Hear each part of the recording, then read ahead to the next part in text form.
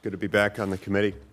Representative Stefanik, congratulations on your nomination. To start off with, I'll say that I've made no secret about the fact that I've got a healthy degree of skepticism about the United Nations. In fact, I've introduced a bill to defund it.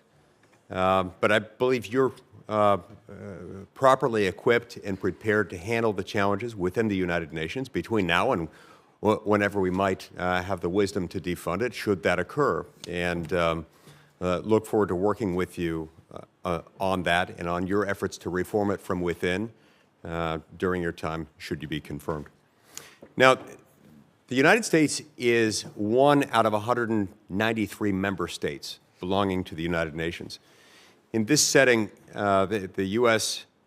will obviously need to engage with allies and bring about any needful, proper reforms within the UN. Who do you consider our best allies within the UN system? The Brits are a very important ally in the Security Council. Israel is a key ally. I think we need to continue to make inroads with developing countries within South America and Africa. It is important to build on the success. China has had a significant effort to try to peel off those votes in the General Assembly. So I think we need to approach it that every country has one vote. And I know that as a House member, no matter what your district is, you have one vote. We need to build up and build our coalitions. Japan is obviously a key ally. Australia is a key ally. But on the P5, the Brits, we share so many values and are incredibly important. French are also an important ally as well. And then Israel. Israel is a huge priority for me, and making sure that the rest of the world knows that the U.S. stands strongly with Israel. And how would you describe the attitude of the United Nations as a whole toward Israel? I would say it's anti-Semitic. Anti-Semitic. My thoughts exactly. And that is a problem, given the U.S. relationship with Israel.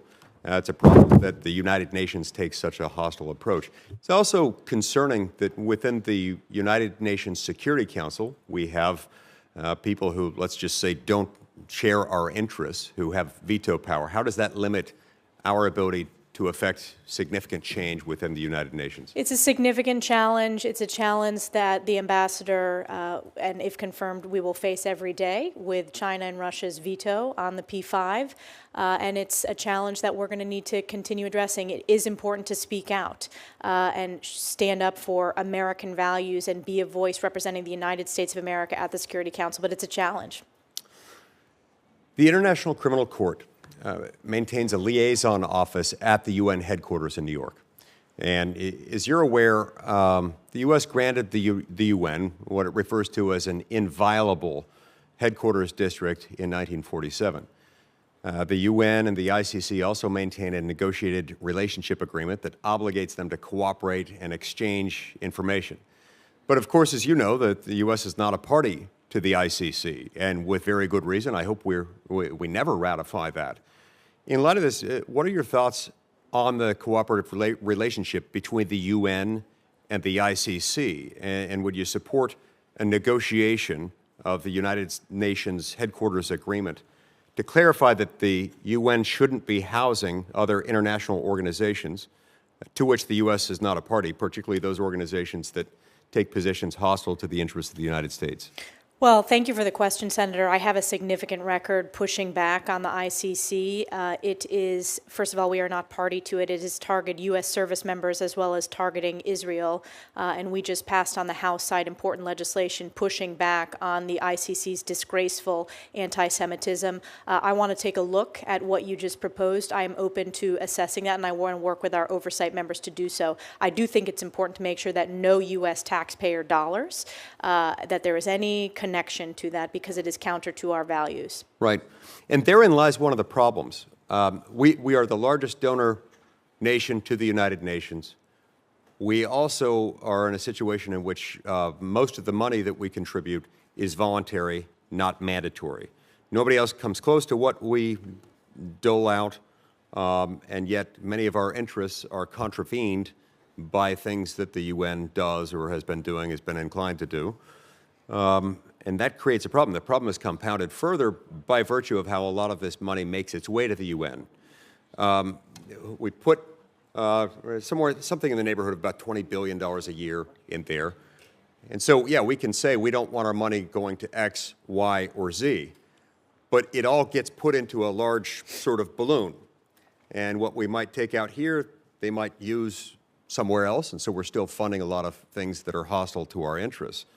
So would you support tailored funding cuts? And if so, how would you bring about those cuts to make sure that it doesn't just come out in the wash somewhere else? Yes, I would support tailored cuts. I want to work with our appropriators specifically on how we can be most effective and judicious in making those cuts. But it goes back to one of my main goals, if confirmed to this position, is being good stewards of U.S. taxpayer dollars and representing American values. Great. Thank you very much. See, my time's expired. Thank you, Senator Lee. Thank you for your view on the ICC. There's a lot of us share the same view. Any court that wants to be a court has to know right from wrong.